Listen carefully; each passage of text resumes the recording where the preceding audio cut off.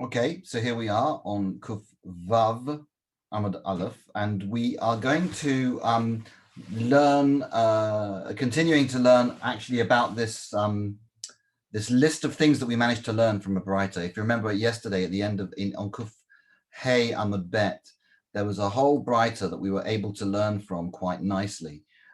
We realized it was quite quite information rich. And this is all basically from yesterday, and that I put it here on the red. It's hanichnas leveito b'motzei Shabbat mevarech al hayayin v'al ha'ma'or v'al ha'basamim. Someone who comes home on a motzei Shabbat after Shabbos, they come home after going to shul, and when they walk into their house, they have to make havdalah. And the way they do it is they make a bracha over the wine, over the candle, and over the basamim. And afterwards, they make havdalah on the cup. And then if they haven't got enough for one cup, then they leave it till after the meal, and they can make benching on that cup as well, and they can do everything together. And we said yesterday you can learn 8 things from that. You can learn that the first thing, Shema minei hamavdil b'tfilah, tzarich lavdil ala kos. If when you make havdalah at shul, you also have to make havdalah at home when you come home with the wine. And you also learn that a bracha of Birchat Hamazon needs a cup of wine, because if it didn't need a cup of wine, then you wouldn't have to think about doing them together. You just do it on Havdalah. The third thing is Shema min hakos shel bracha tzarich shiur. You need to have a certain amount of in that cup of wine. There's a minimum amount that has to be. Later on, we'll find out what that minimum amount is.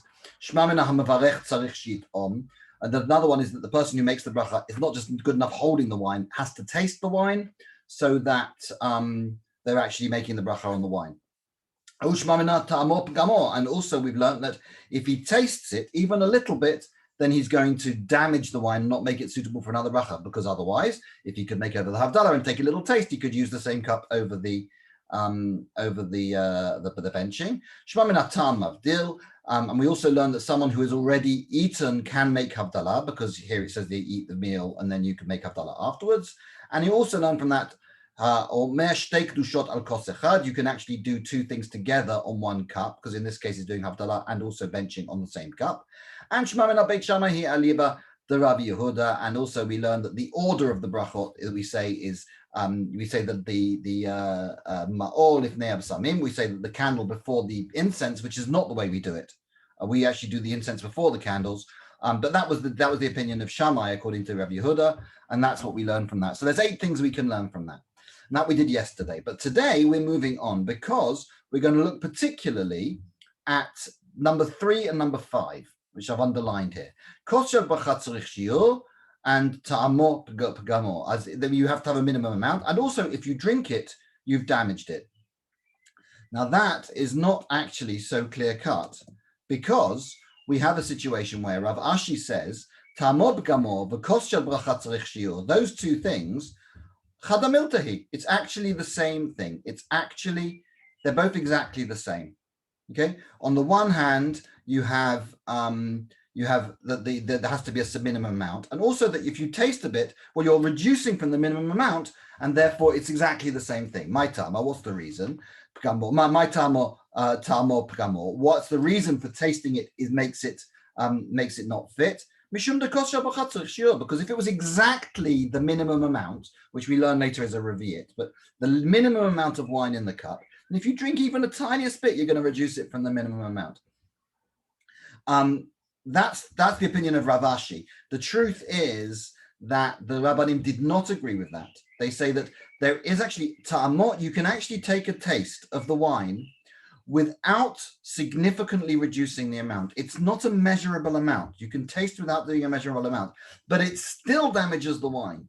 And you can prove this because Rabbi Yaakov bar Idi kapid achatzpa pagima. Rabbi Yaakov bar Idi, he was the makpid. The word they use is makpid. He was particular about not using a jug which had already been used. So he would, even never mind the cup, the wine that he was pouring it from, he would be particular about using it so that it was not. If possible, he would use a cup which was not a jug which had never been used. Similarly, Rav Idi bar Shisha kapid akasa pagima. He would try as much as possible not to use a cup which was damaged, i.e. the wine in the cup had already been tasted. And finally, Mar Ashi was particular that he would not use even a whole barrel of wine that had been opened beforehand. He would make sure that he used fresh cup or fresh wine, fresh barrel, in order to make wine, use wine for a mitzvah. This particular piece, these three things, I want to be clear on something. I translated the word kapid as particular, and I was deliberate when I translated it. I said, as far as possible. This is Rashban's interpretation. When it says as far as possible, it means that the truth is, if he hadn't done it, if Rav Yaakov Bar Idi had actually not used the perfect thing, he would have accepted it as being a proper Havdalah. And the same thing Rav Idi and the same thing Rav Ashi. When they say as far as possible, that they mean what they say. They mean lechatchila, preferably they would use the perfect cup and the perfect barrel and the perfect jug. But if they couldn't, that would be okay, which means that they do not agree with Rav Ashi's opinion that if you taste it, even the smallest amount, it can reduce the it will reduce the shiur, the actual minimum measure of the wine. So they don't learn it from that way. The Gemara moves on now to a question about Kiddush. When do you make Kiddush? On a Friday night? Do you make it when do you make Kiddush? On Friday night or do you do it during the day? Well, that's the question they're asking here. So it goes, Tanu Rabbanan. So we learn, first of all, we learn a piece of Mishnah text, tonight text. It says, Zachor et Yom HaShabbat l'kadsho, a quote directly from the Torah, from this week's parasha, actually, from Ki Tisa. V'zochrehu al hayayin. So you have to mention, when it says Zachor et Yom HaShabbat l'kadsho, you have to mention the kiddush on the wine. So when you actually, so when you say Zachor, what it means is Zachor, not to remember. Zachor means to mention, to talk about, lazkir, as it were. You are actually supposed to be aware of it, and you are aware of Shabbat l'kadsho by making kiddush. That's the way you do it. And how do you do it? You do it on wine. The question is, Einli ela bayom. It says Zachor et Yom HaShabbat l'kadsho. It doesn't say anything about nighttime. You have to do it during the day. So balayla minayin. How do we know that you have to do it also at night? And then it says Talmud lomar, because it says Zachor et Yom HaShabbat l'kadsho. It says actually, because it says Zachor et Yom HaShabbat l'kadsho, you know that it's also at night. Now that is very, very peculiar, because they quote the same line back at you. So what on earth is going on? So the question is, Balayla minayin. How do you get from that? How do you know from the nighttime what's going on? You haven't answered the question. You know, Adrabah. No. What you're misunderstanding is that you've got the whole question the wrong way around, right? Ikar kedusha balayla hu kadesh. T'chi kadesh.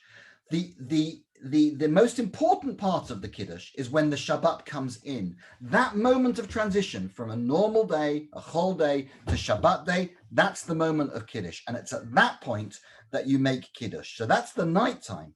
As Tchilat Yama, Bayu Kadgushe. So it's at the beginning of the day that you need to make Kiddush. That's the most thing. Okay? And then it goes on to say, that's the most important thing. And then when it goes on to say, the two, Balayla minayin. So when it goes on to further to say Balayla minayin, right? What it's referring to is, so we know that you have to do it at night. Talmud lomar Zachor et Yom. The reason why you need to know you're doing it during the day is because it's Zachor et Yom. Okay, so you've actually got the question the wrong way around. So how do we know we do it twice, as it were? Because it says Zachor et Yom HaShabbat l'kadsho. Because you know you do it during the day, but because it mentions Yom, you know you also do it at night. Bit of an odd one, that. Bit of an odd little sugya that. I'm not 100% sure I fully understood it, to be honest with you, but that's the way I got it. Tana mehada alila ka nesevla kara beyamama. Okay, so it says that alayla the ka nesev le kara beyamama, and also the Tana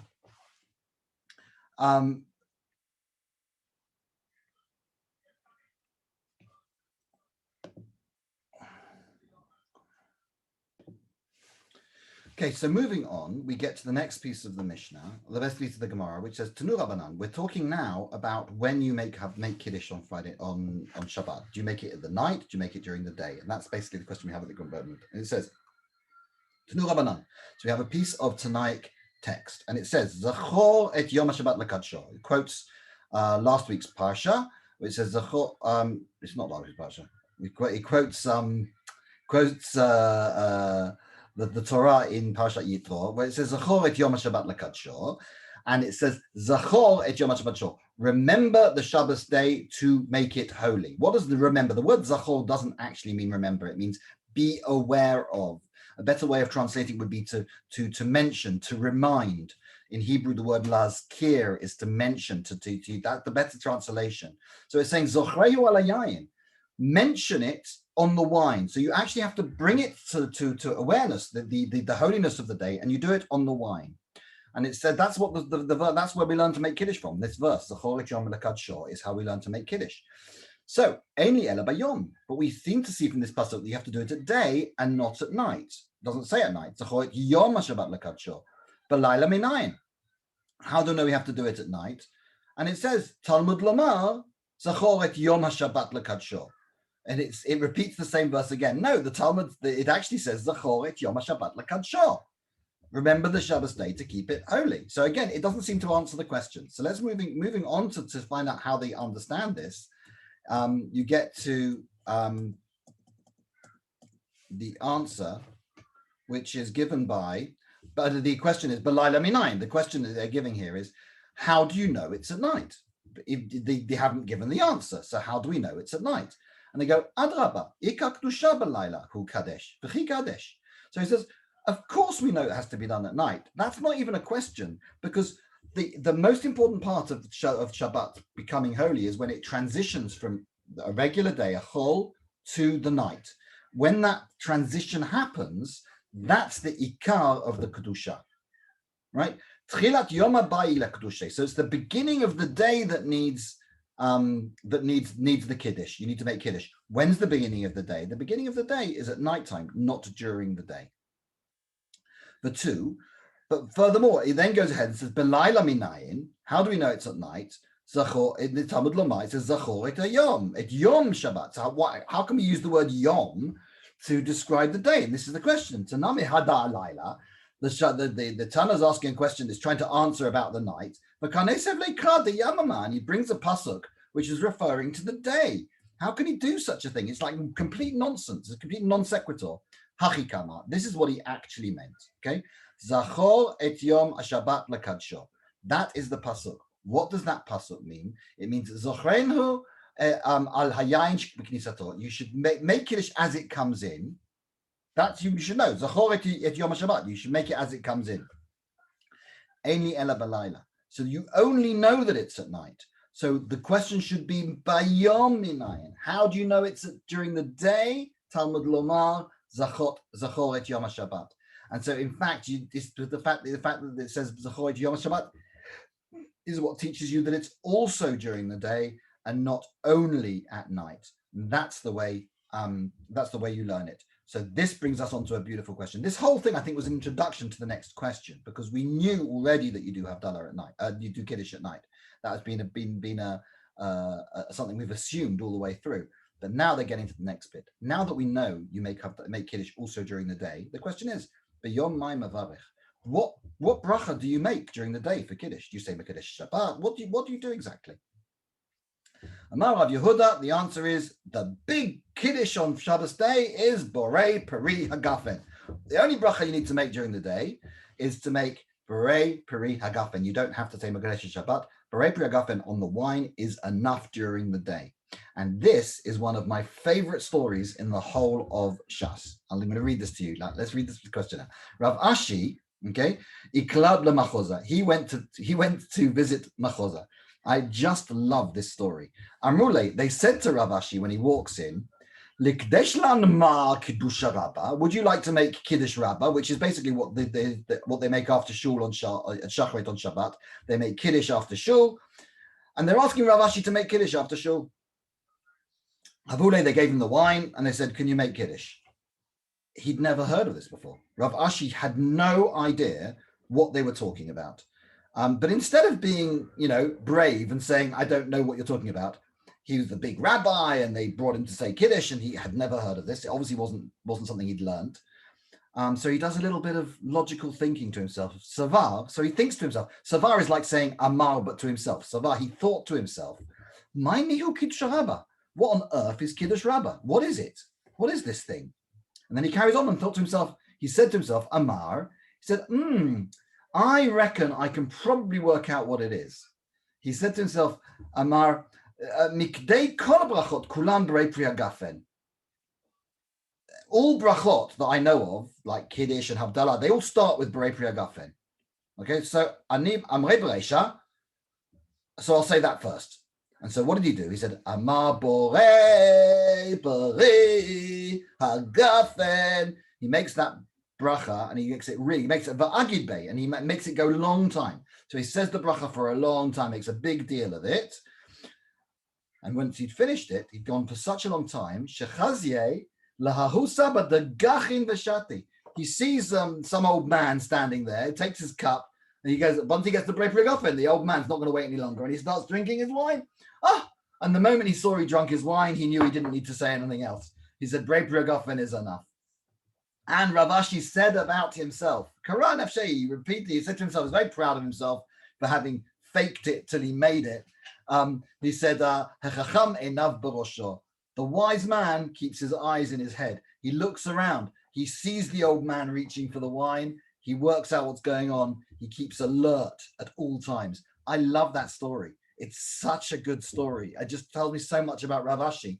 First of all, that he wasn't prepared to admit he didn't know, and also that he was clever enough to work out what to do. It's a bit difficult to say why. I mean, it's not good to fake it, really, to be honest. But sometimes you might need to. If you are the biggest man and you're the biggest authority, and if for some reason people are looking up to you, sometimes it can be very demoralizing for them if they see that you are not able to do something. And sometimes it could actually be worse to admit that you can't do it, because suddenly they will stop thinking of Kiddush Rabbah as something as important. So for him, he had to fake it. On the other hand, you could see him as a bit of a faker. It just depends on how you look at this story. Anyway, it's a very interesting, very human story about Rav Ashi, and I really, really like that story. Moving on, Bnei Rabbi Chia. And so it says the Bnei Rabbi Chia said, Bnei Rabbi Chia, the children of Rabbi Chia said, they're asking this question: Mishelo hivdil b'motzei Shabbat, mavdil v'holech kol Shabbat kulo. This was a statement of Rabbi Chia. Rabbi Chia was a very, very early Amora. He was actually one of the Talmidim, Rabbi Yehuda Nasi. I put it in red here because he was so close to being a Tana that I think he might even be considered a Tana. Certainly in this context, he seems to be treated like a Tana. So we know the statement of Rabbi Chia. He said, Mishelo hivdil b'motzei Shabbat, mavdil v'holech kol Shabbat kulo. So anyone who does not make Havdalah on Motzei Shabbat, he can make Havdalah all the way through the week. The word for a week here is Shabbat. A little bit confusing because Shabbat means week in Aramaic. But that's what it's talking about. You can make Havdalah all week. And the question's asked, okay, what does it mean all week? Ad kama, how far can he make Havdalah? How long in the week can he make it for? Amar Reb Zera says, not all week. Ad Revi b'Shabbat. He can only make it up until Wednesday on Shabbat. Why can he only make it up until Wednesday? And he says there's actually a statement that Rabbi Zera made. He had a very famous statement of Rabbi Zera. He was talking about gittin. When you write a get for a woman, for a man who wants to divorce his wife, when you write that get, you have to say which week it is. You say it's the week of Ki Tisa, the Sunday after Ki Tisa. Or you could say it's the Sunday before Parshat Vayikra. You could give it the name according to before or after. So what do you do? And Rabbi Zera used to say, Yativ Rabbi Zera, Kamei de Rabbi Yassi, but Amrila Rabbi Yassi said in front of Rabbi Yochanan, this is the same statement that they learned. And it was quite, this is what they used to say. Yativ Vakama, this is what they used to say.